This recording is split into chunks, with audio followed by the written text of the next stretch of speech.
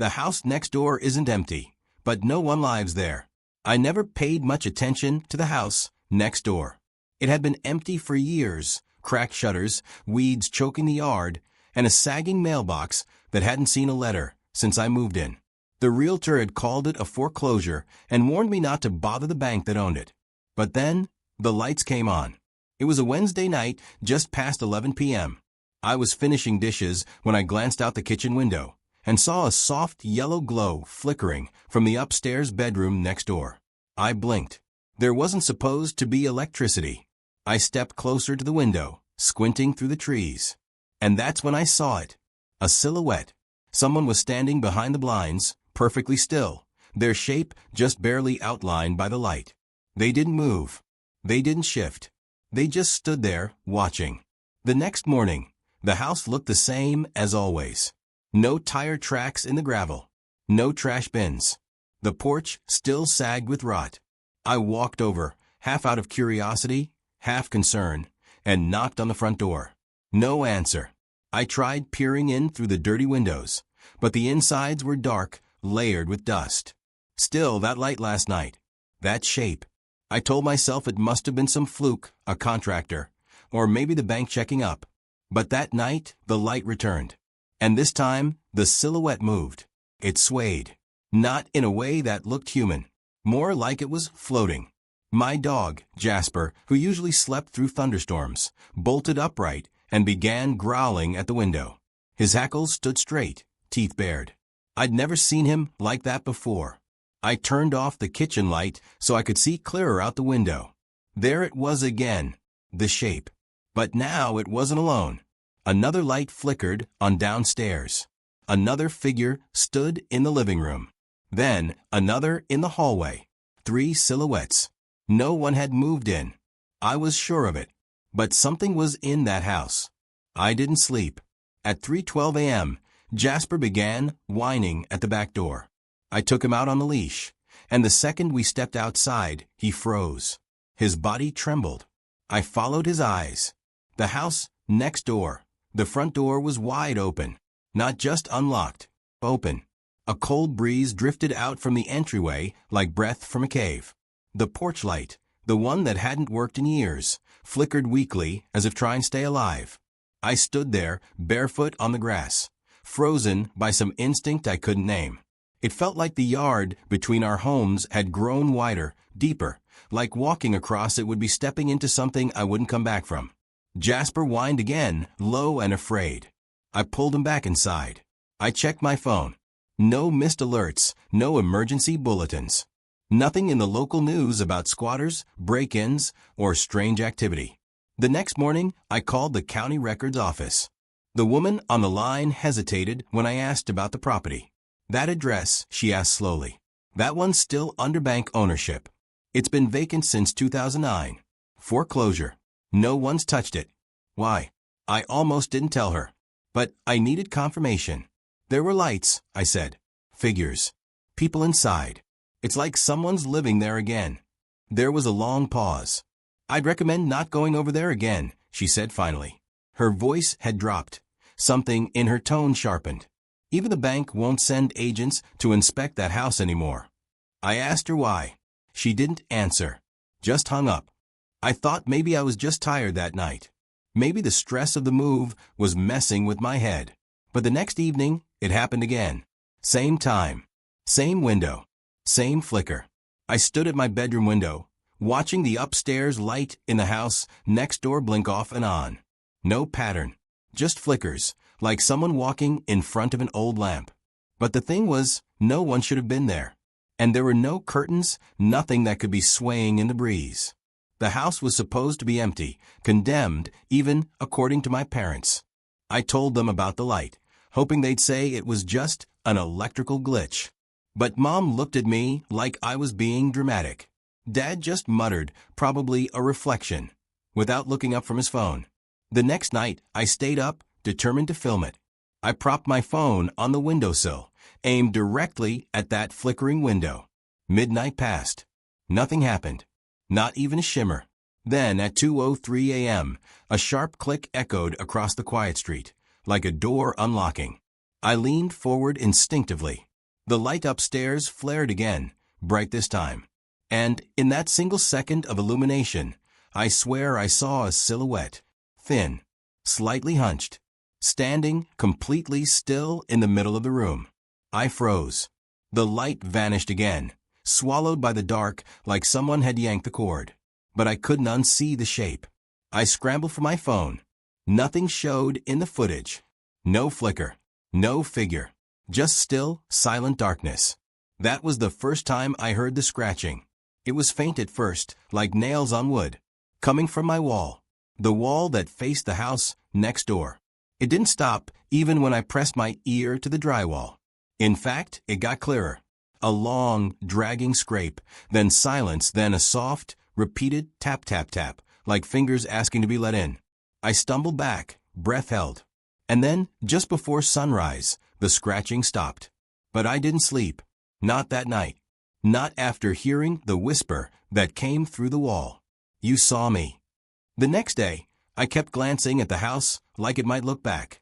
It sat there, quiet, still and wrong. The wood was gray with rot, the windows blank and dust-caked, and the upstairs one, the one I saw light in, was cracked open now, like it had been watching me too. I didn't tell my parents about the whisper. They were already brushing me off, and I wasn't about to give them another reason to check my temperature or confiscate my phone. Instead, I visited the old woman at the end of our street. Mrs. Dalrymple had lived here forever. She saw me passing and called me over with her shaky hand. "Your window faces the old Carrick place, doesn't it?" she asked, her voice papery. "You've seen it." I froze. She nodded like she already knew.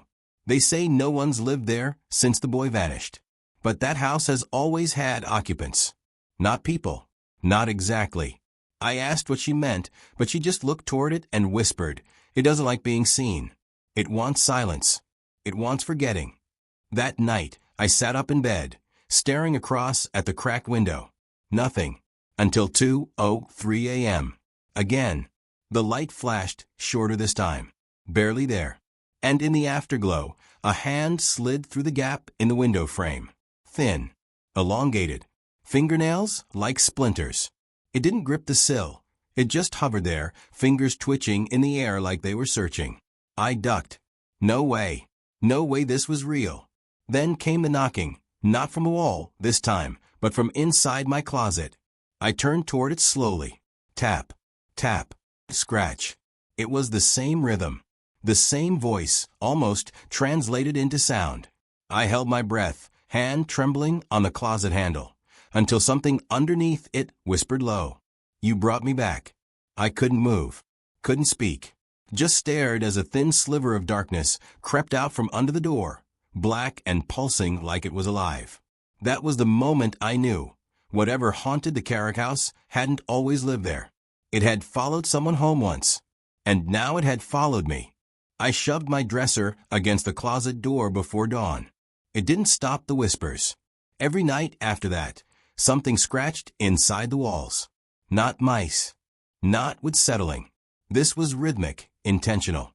Sometimes I heard my name. Other times I heard breathing that didn't match mine. Mom and Dad said I was losing sleep, imagining things. But they didn't hear the knock at 2:03 a.m. every single night, from the walls, the floor, the closet.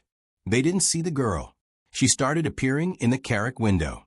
At first, just her eyes, black voids where irises should have been, watching me from behind the cracked glass. Then her face pressed against it, pale and peeling, mouth stitched shut with thread. Her hair hung like wet string. Her fingernails were tapping, always tapping. I stopped turning off my lights. But the shadows learned how to crawl toward me anyway. One night, I woke up and found my window open. I don't sleep with it open. Never have.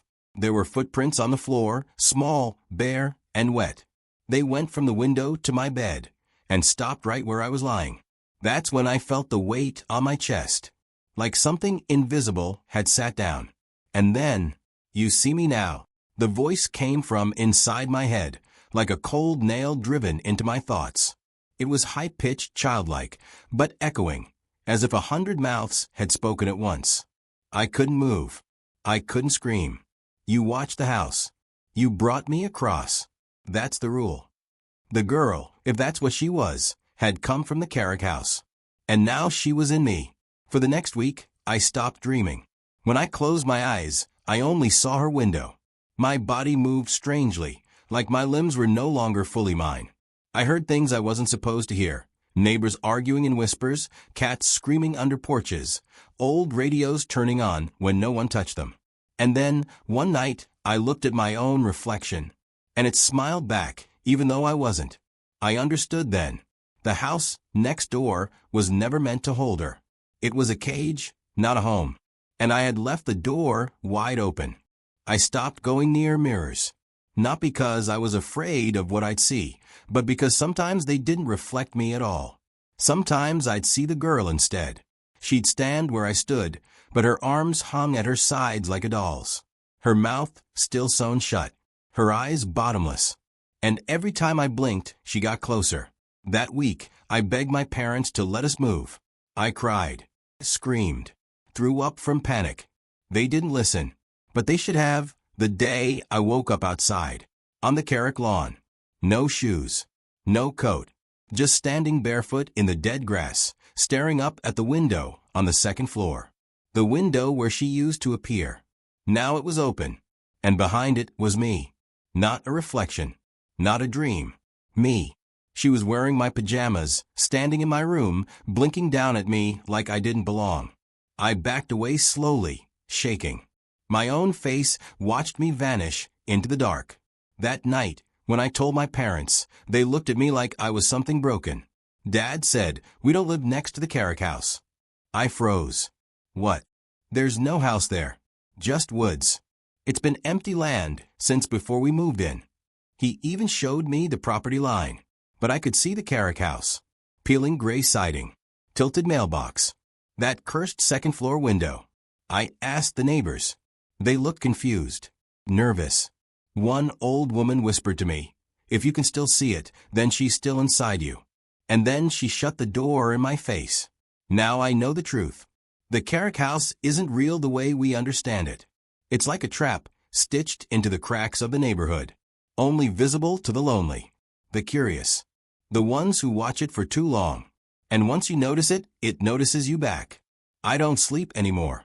Because when I do, she walks in my skin, smiles with my mouth, lives in my house, talks to my parents. Each morning, I check my reflection and wonder if I'm still the one inside.